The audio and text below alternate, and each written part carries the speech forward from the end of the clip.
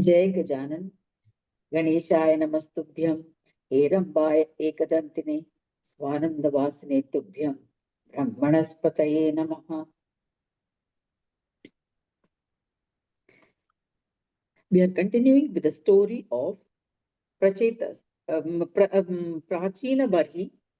Prachina Barhi, he had 10 sons.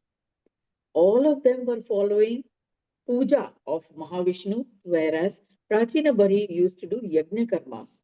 So he was stuck in that bondage of yajna, of the fruits derived from yajna karmas. And so he approached Narada, or actually Narada happened to come there, and he asked him for the knowledge. And Narada explained to him everything about the bhakti yoga, jnana yoga, how to graduate, how to move progressively forward from performing of karmas. Merely karma will not get you anywhere. So, with that, he imparted this knowledge, and he also imparted the knowledge of the Chitta Vrittis, the mind, the vagaries of the mind, the varying tendencies of the mind.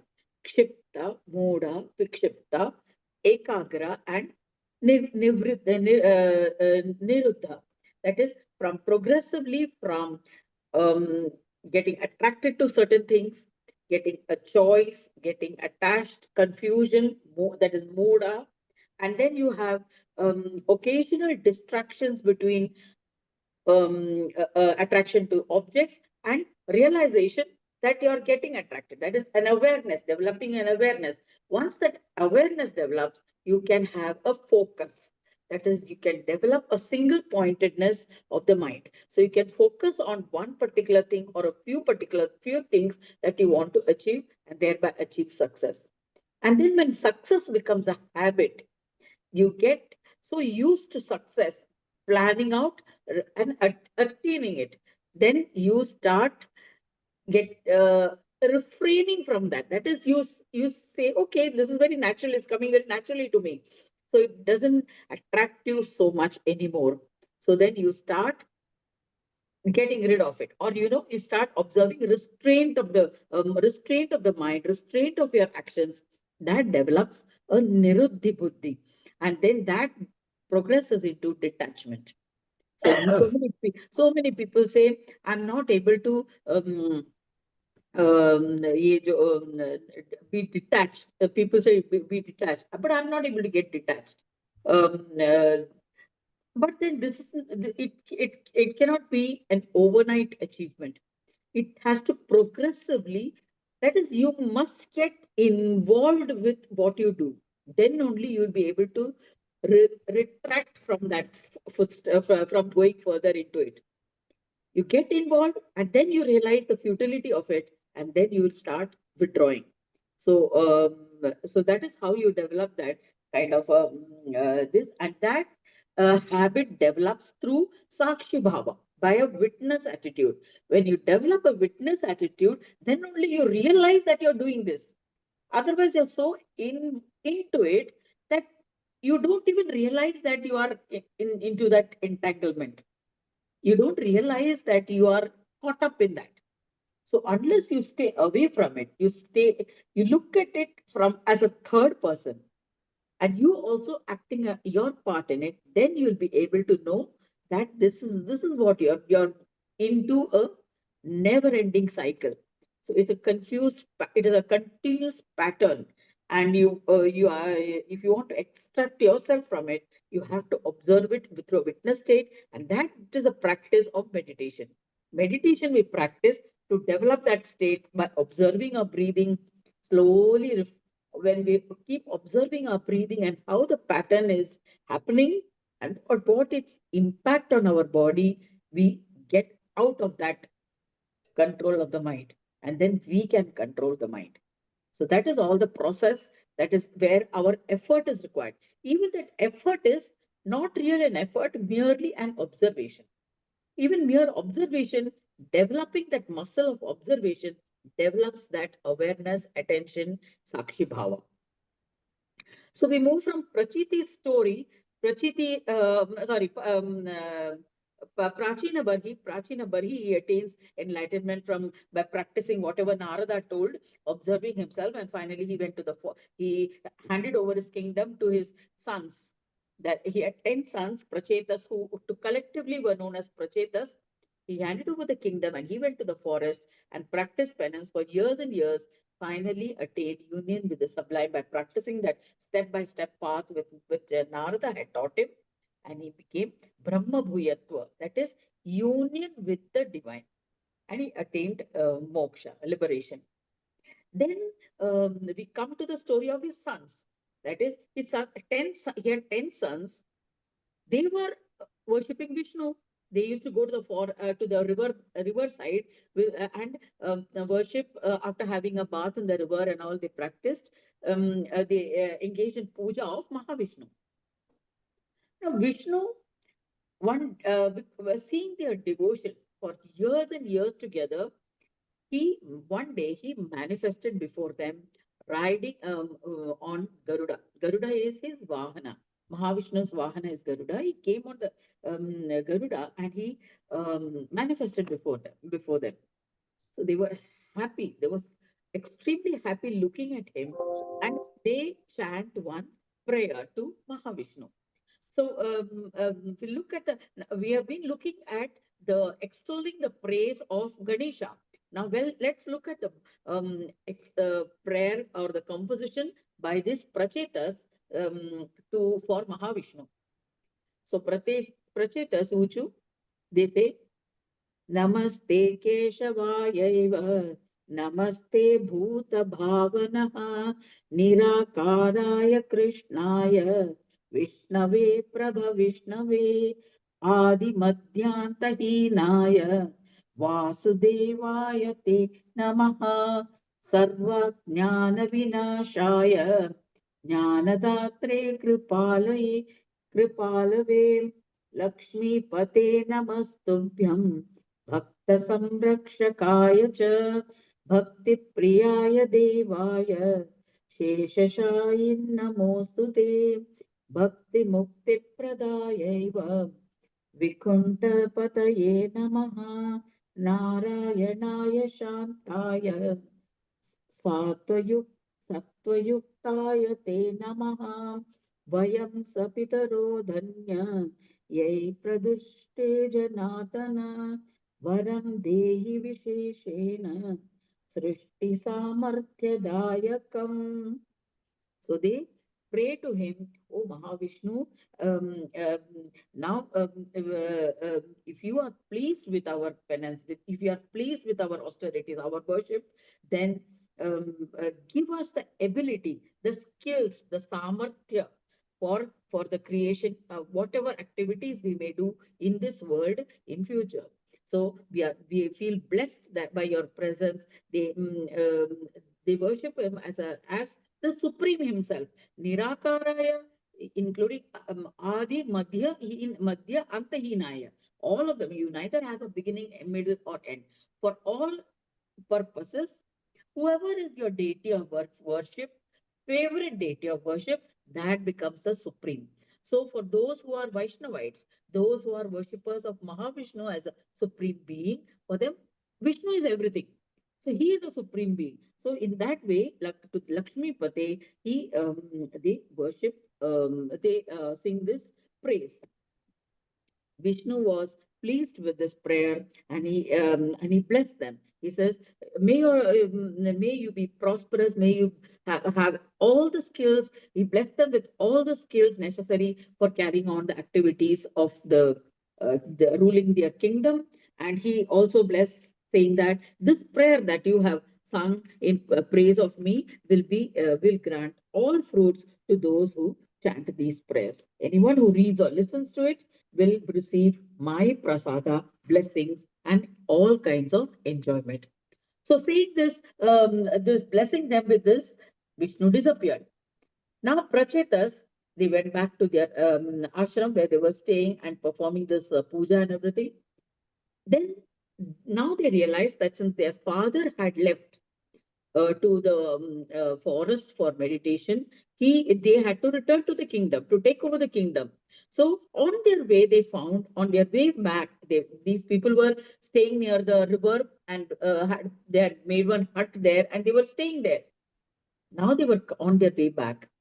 On their way back, they found a lot of difficulties.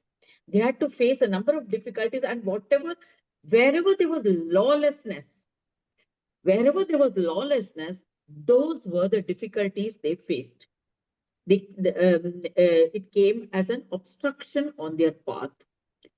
So sometimes when they were on their way, they found that they came across a forest. So that forest itself, the density of the forest, the thickness of the forest, that itself became an obstacle. So they crossed each one of these kind of obstacles. And when they had came to this forest, they found that this forest was obstructing their way. Means it was so dense that they could not find a path from in between. This forest was ruled by Chandra, the moon. And Chandra, he gave his daughter, who was the Kanya of this that is Vrikshi, the daughter of the forest. See, what had happened was, there was Apsara who was born as the daughter of this daughter in this forest. So this forest or the trees, they took care of this this child. This child's name was Marisha. They took care of this child, and they said that to these Prachetas, we will allow you to cross, provided you will marry this daughter, this Apsara girl whom they were taking care of. So when they accepted her, and they accepted her in marriage, and then the trees parted the ways. They made way for these Prachetas, these 10 sons, to go forward to their kingdom. So after accepting this, their anger was pacified. That is, this forest's anger was pacified, and they extinguished the Agni. Means they were so angry, the forest was so angry that automatically fire came around. This uh, they It broke out. So when they took this daughter as their wife, I mean, they accepted this daughter, then a pathway came for them to move forward. So the sons of Prachibari, after they arrived at the kingdom and they took over the kingdom, and they took care of all the subjects in their kingdom as though they were their own sons. So these sons, so now Mudgalacharya is narrating to Daksha Prajapati, O Daksha, these 10s of Prachina Barhi, whose wife was this Marisha, as a result of the curse. See, this Daksha, he's telling Daksha, you were born to this Marisha. Now remember, this was after, like in this particular Manvantara, where you remember the Prithvi, where Prithvi through Prithvi, this whole of creation happened. After that, the Daksha Prajapati. In every Manvantara, there will be a new Daksha Prajapati. In the first Manvantara, Daksha Prajapati was the Manasa of Brahma himself. But in this Manvantara, the Daksha Prajapati was born to Marisha from these 10 sons. And he, as a result of the curse of Rudra. So, but then, because of even then, Daksha Prajapati, you had that luster, a divine luster in you. And so because of that luster, people still think of you as son of Brahma only, not as a Daksha Prajapati, son of Marisha and his Prachetas. So then this Daksha Prajapati was coronated, and these Prachetas, these 10 sons, they all once again went back to the forest because they were already interested only in puja and austerities. So after when Daksha Prajapati became big, they handed over the kingdom to Daksha, and they proceeded to the forest and started worshipping Ganesha. And again, the knowledge of Ganesha was given to them by Narada. Narada only came there, eminent Muni Narada came there, and they told him, "Oh, Prachetas, what do you desire now?" So the Prachetas, these 10 sons, they had worshipped Mahavishnu, but they were only give. What did they get from Mahavishnu? They got boons for ruling the kingdom well. They had all joys, happiness, enjoyment, satisfaction, but nothing more than that. So they said, "We want peace now." So Narada came and gave him the knowledge. For knowledge of peace, you have to worship Ganesha. Then only he only is the master or lord of Shanti Yoga. That is, he himself is the very embodiment of yoga. And unless you know about this Shanti Yoga, you will not get peace. So then Narada imparted to the kings about Shanti Yoga. He says, "O king, Ganesha is proficient in yoga. He is the supreme Brahma. He is referred to as Shanti Yoga itself. So sing the glory of Ganesha. Meditate on the Ekakshara mantra or any mantra of Ganesha, and then and get that knowledge, understand, imbibe that knowledge. So you may have all the knowledge. The knowledge is that chittas are there, chitta vrittis are there, that is chipta, moda, vikshipta, all this vagary changing nature of the mind, getting attracted towards object, getting involved in the objects, and then realizing that that's the limit. There's nothing further than that in that. And then refraining yourself, restraining yourself, all these processes, once you pass, you will attain a state of samadhi. Samadhi is a state of meditative union. In a state of meditation, you are temporarily detached, you're temporarily separated from material objects, and you get united with that unmanifest form, that which cannot be seen, heard, touched, felt, or anything. And that is called is a state of samadhi. So when that samadhi state is achieved, you can get a knowledge or an experience of the beingness of that divine. So he tells this process, and he says, whatever you see, whatever you may be engaged in, whatever you may get happiness, joy, fulfillment, satisfaction, everything is there, but they're all Maya. Maya means which is continuously changing, evolving. It is illusion. Today you might think this thing might appear like this, but that same thing might appear something else to a different person. So it is not the actual reality.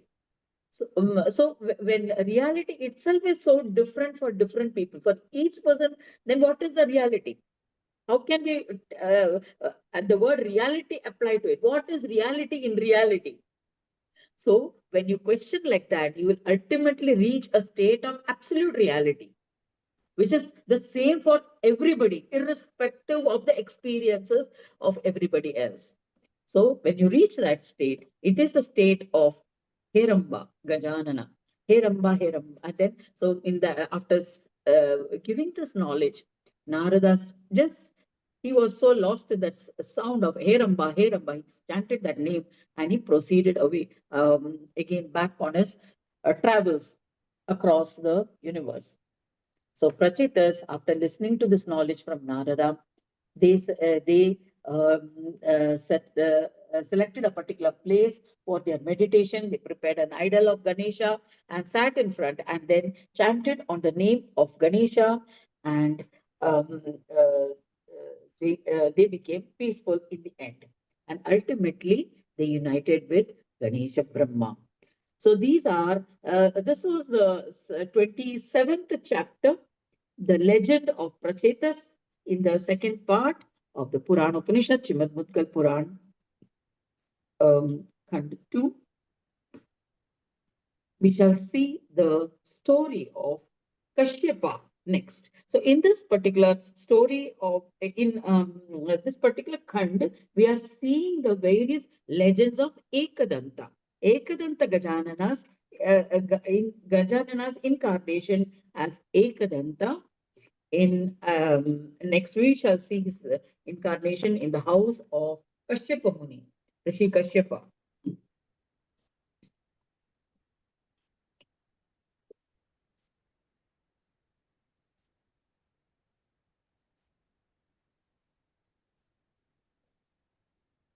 Let us meditate for the next half an hour.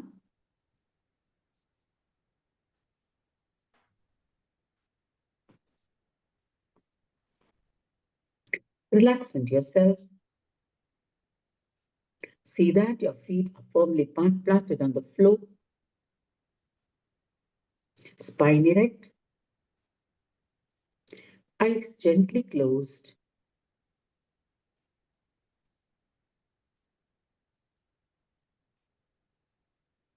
Put all your thoughts to one side and give yourself the permission to be with yourself.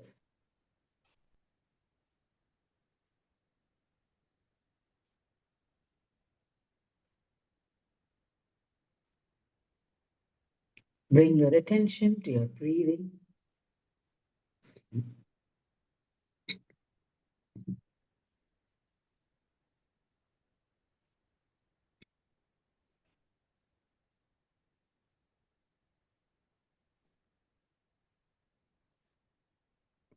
Get into the habit of rhythmic breathing.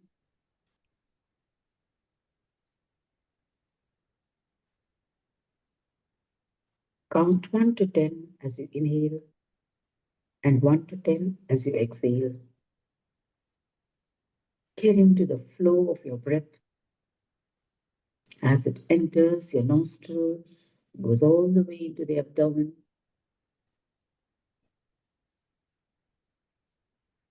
and you exhale.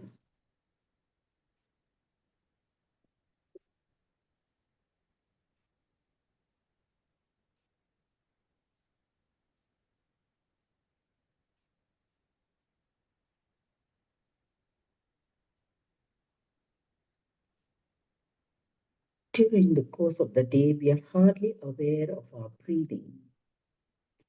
So these moments when we consciously breathe will be in touch with our awareness, our attention.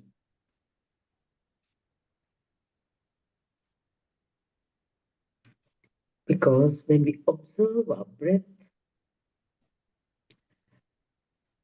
the mind is separated from the breath.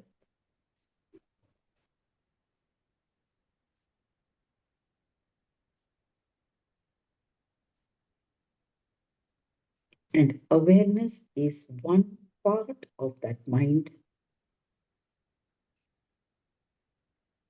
which observes the thoughts in the mind.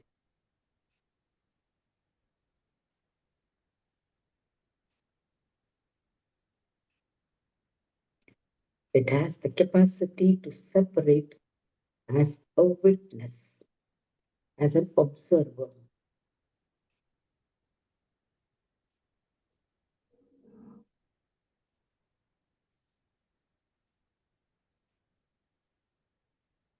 When we separate the observer from the mind, we are able to think, we are able to act and behave, respond with better control rather than out of fear.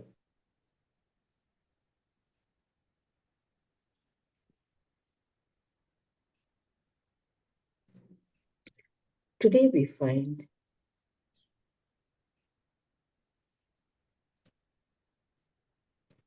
we are responding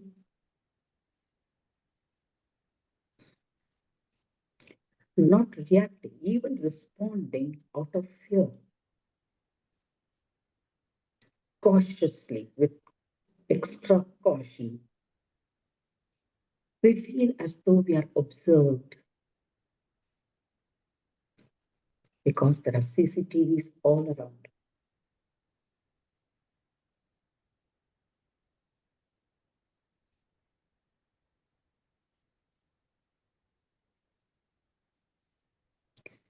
This fear of being observed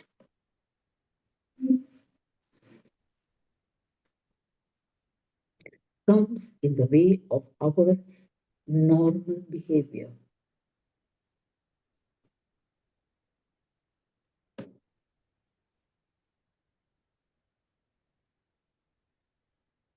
It's different from the fear of God or fear of a higher divine being.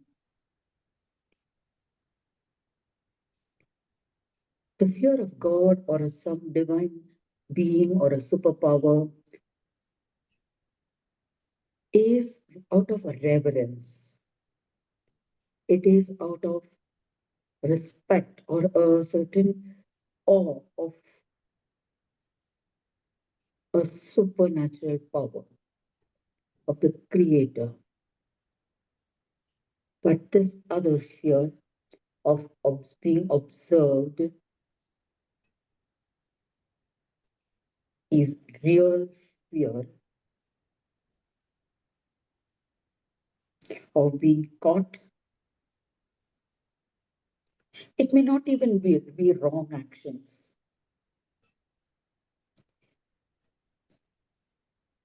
It may be even natural things that we do. But the fear of some eyes watching that has crept into our lives.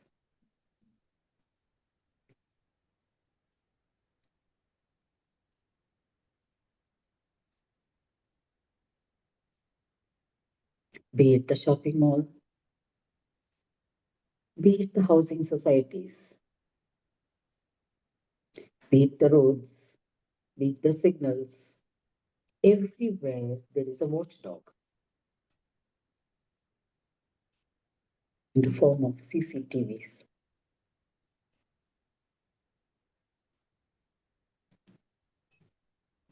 Even airports, railway stations, bus stations, everywhere you have this.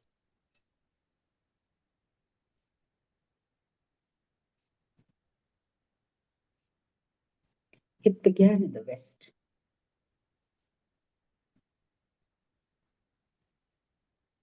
20 years ago,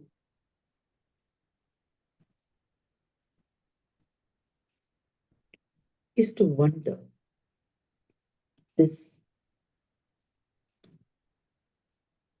ununderstandable fear in the West. But slowly it has caught up the East as well.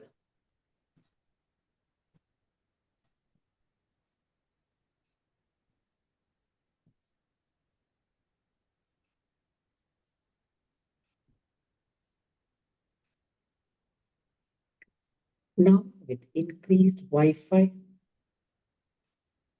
use of mobiles, this fear has assumed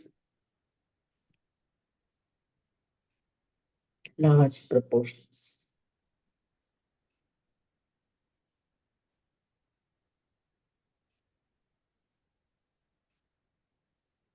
People want to remain connected to their loved ones, your friends, family.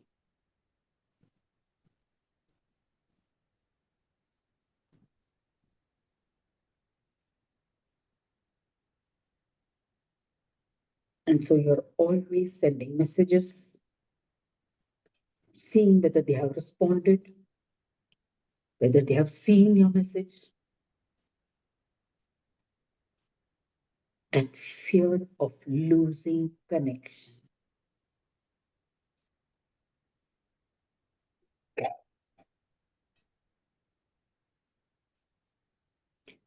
That fear of losing control over your own life, that feeling of getting lost,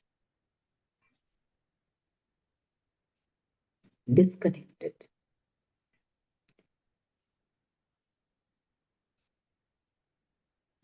Virtual reality makes the problem worse. You don't really know whether you're connected to the real person or not.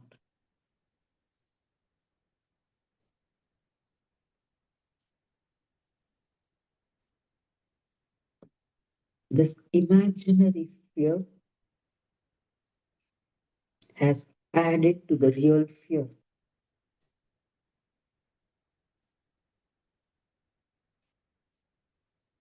That's why we are in a confused state.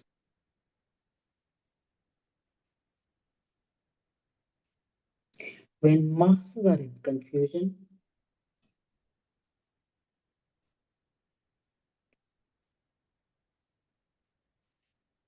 the whole system goes out of gear.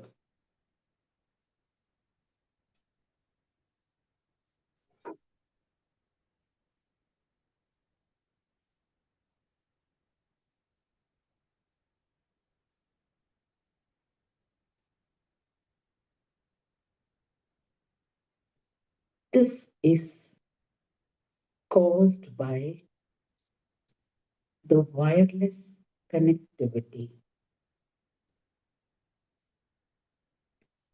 The wireless connectivity is like electrical signals controlling your nerve channels.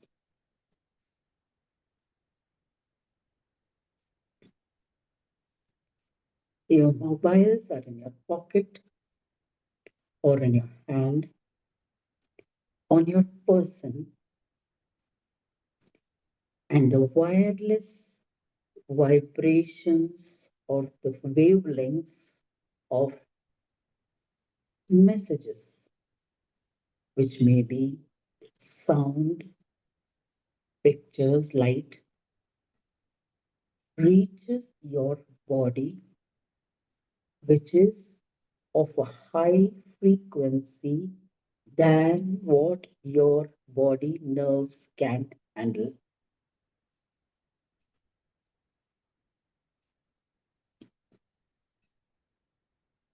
We saw in another session how our chakras, our energy centers in the body, has a certain frequency.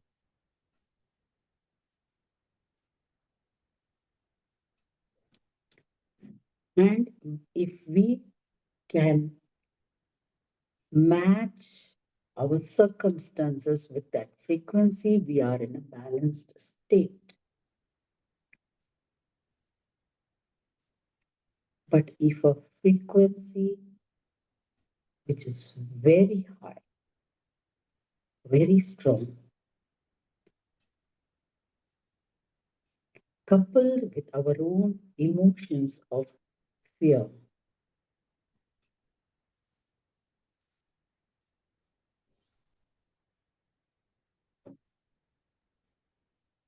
it causes panic.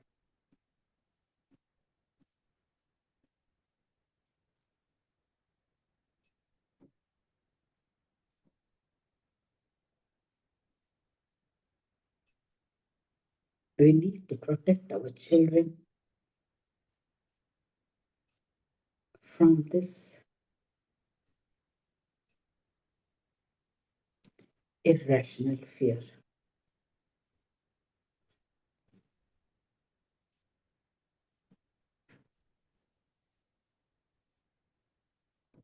Fear makes us succumb to thoughts from a superior mind, a stronger mind, not necessarily superior in terms of values.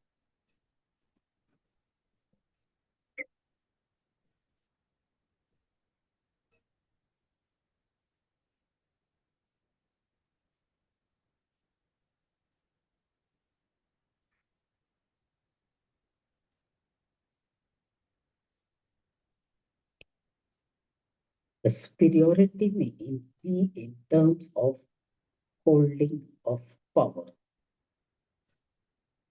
control, access, authority.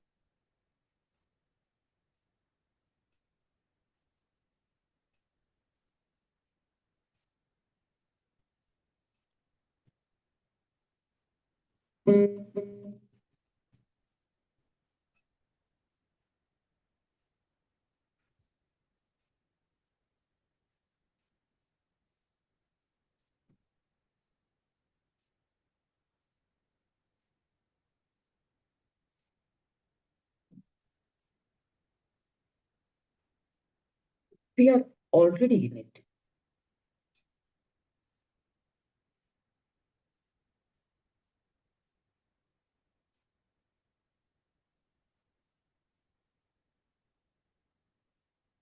It is that entanglements that I spoke about, the guttam of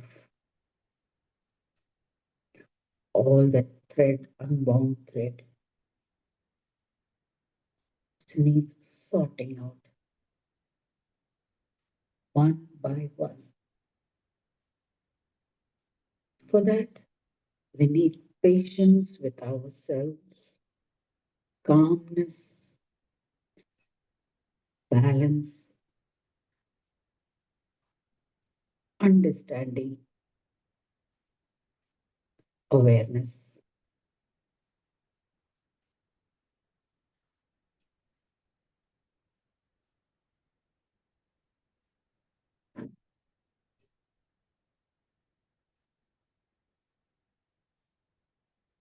Everybody wants a privacy or a space for themselves,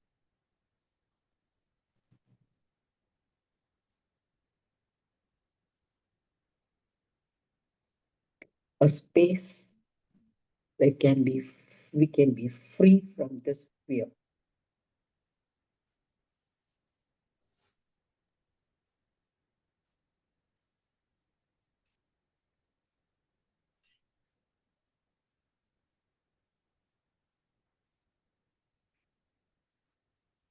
This earth is all that we have.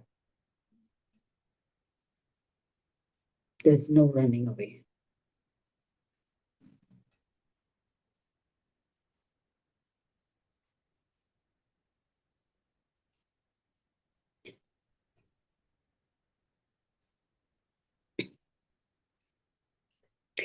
We find escapes to mountains,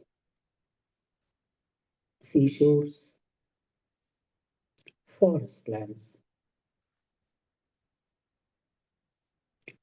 to escape this fear.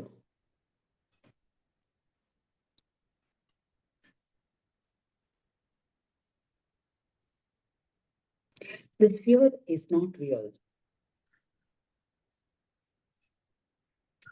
It is the overpowering of one energy over the other, over a normal physical energy.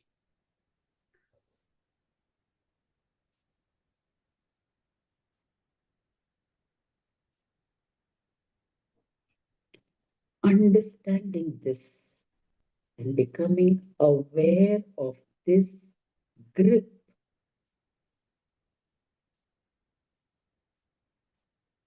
is enough to loosen it.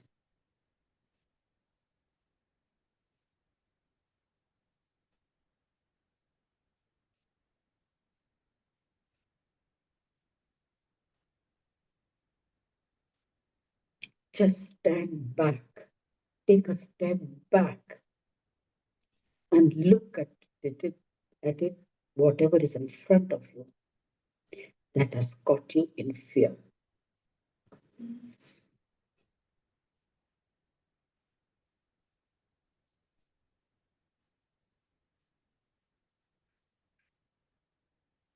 A step back will give you clarity.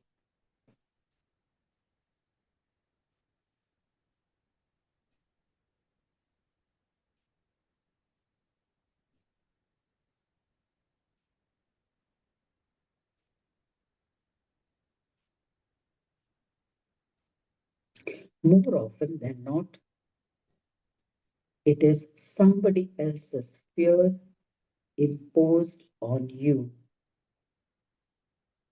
It's not your own fear.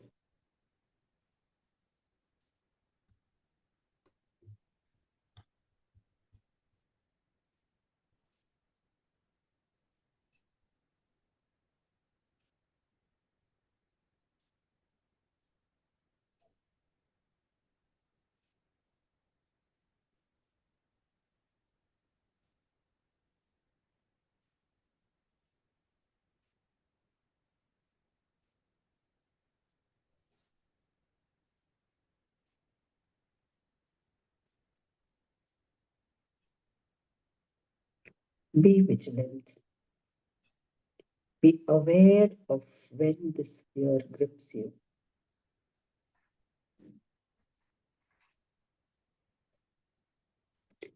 When you are under the influence of fear, more often we will agree to something which we would not have agreed in sanity.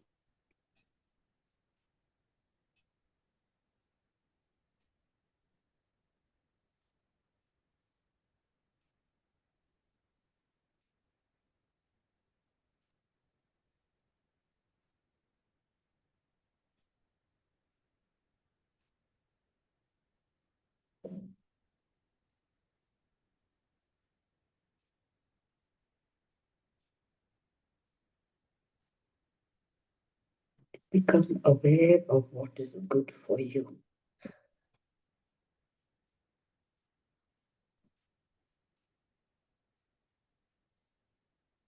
What is good for you is good for all. Respect what is good for all.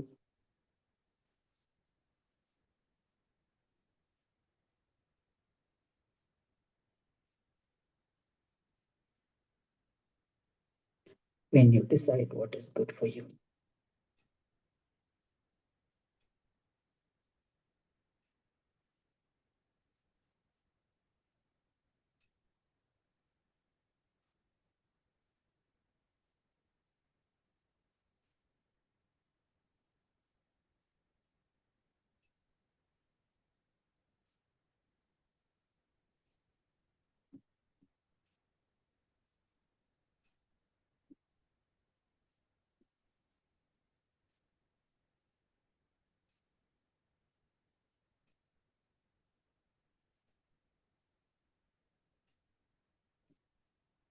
Only when we understand the impact, the crippling effect of fear on us,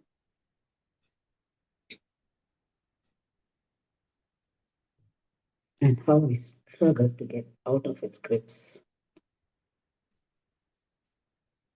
that we understand the need for removing it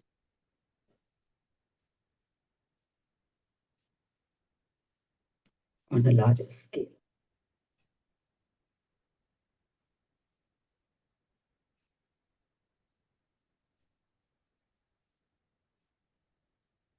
That's the essence of humanity.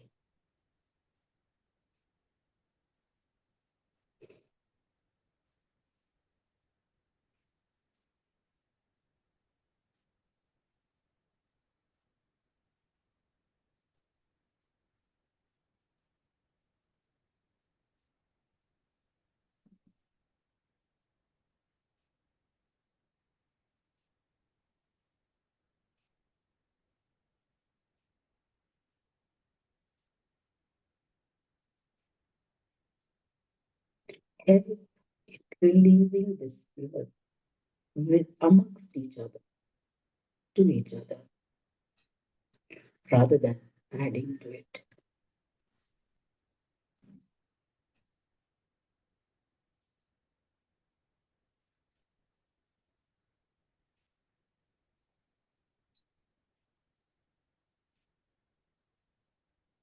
Focus on solutions rather than control, greater and greater control.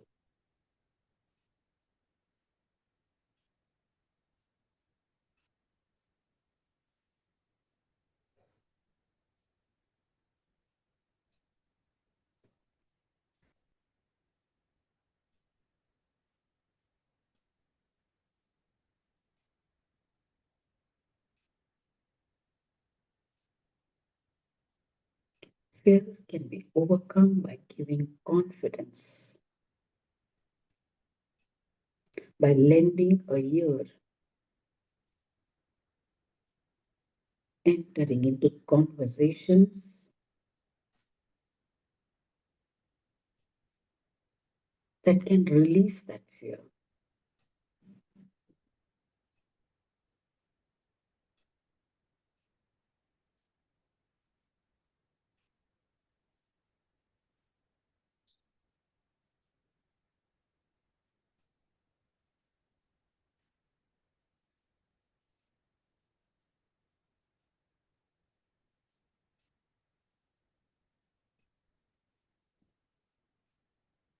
Practice downtime on mobiles.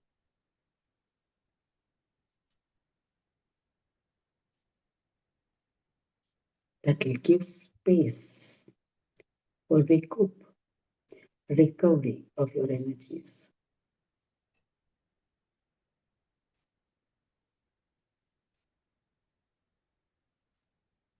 Otherwise, over time, the nerves get weakened.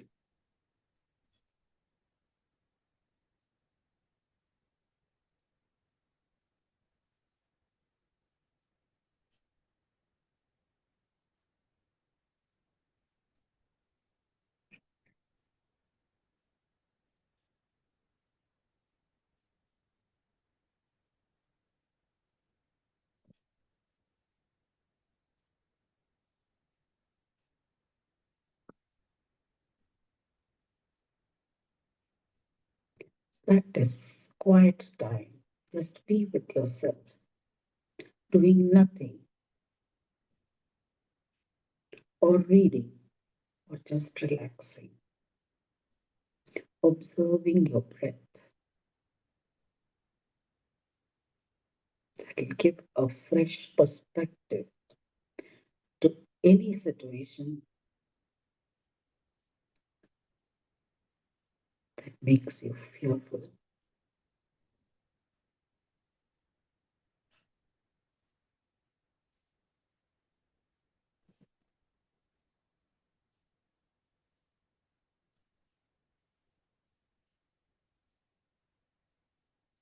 Mad rush into activity, one after the other.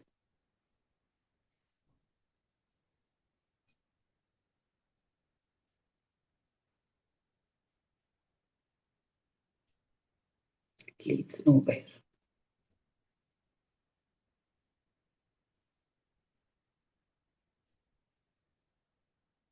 That's why take a break.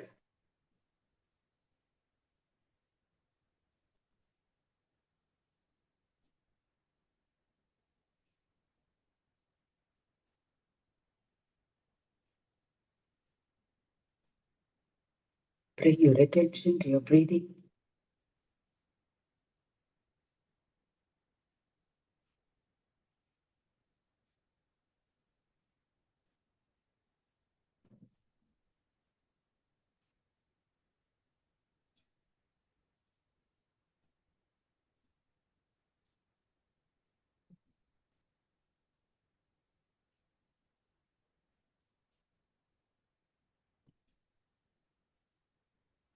Hold the breath for 4 seconds between inhalation and exhalation, and the next inhalation.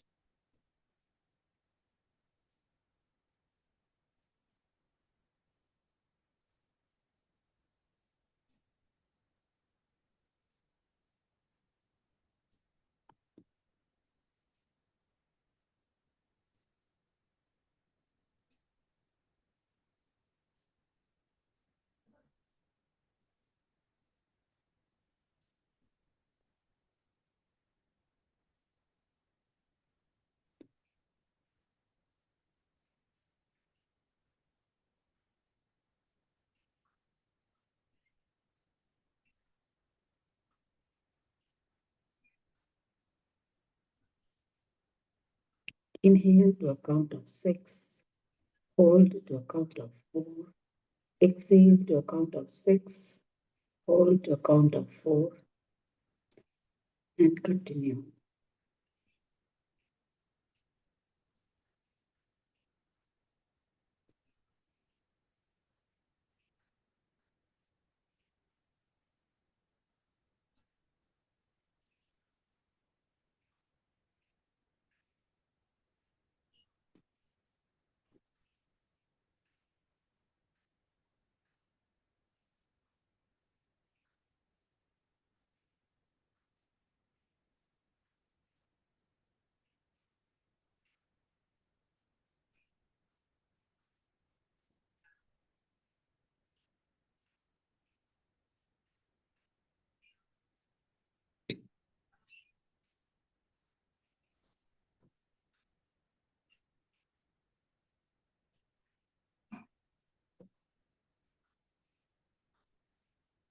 completely exhale.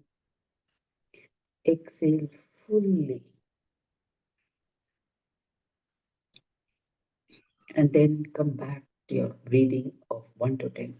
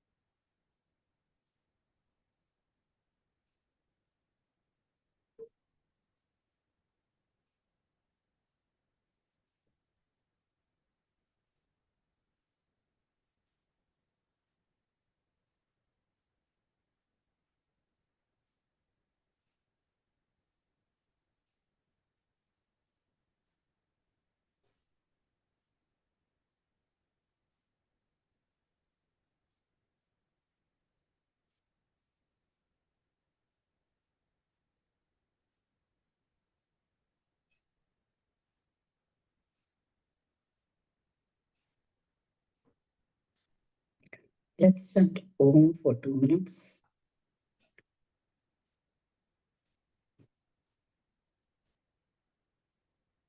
Om.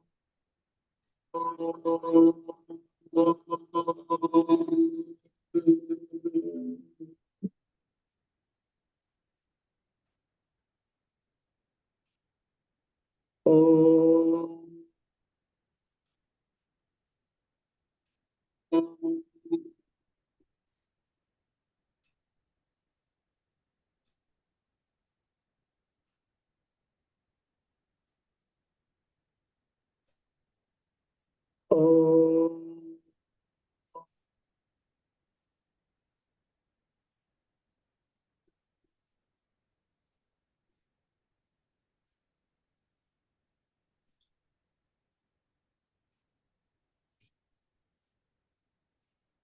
Om. Om.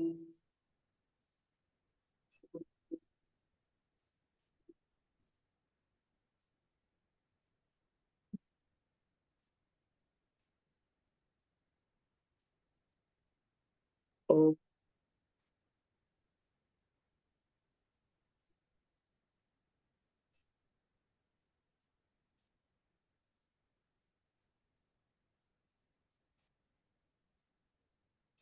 Om.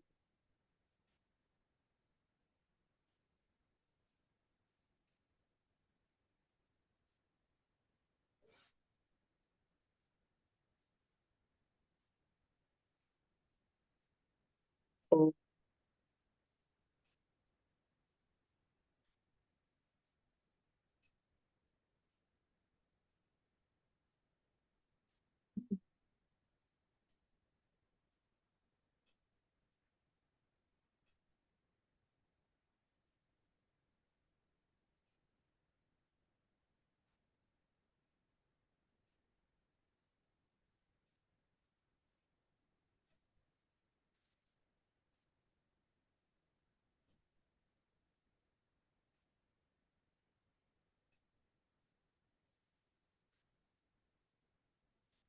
Slowly wriggle your fingers and your toes. Rub your hands together. Up your palms and place it on the eyes.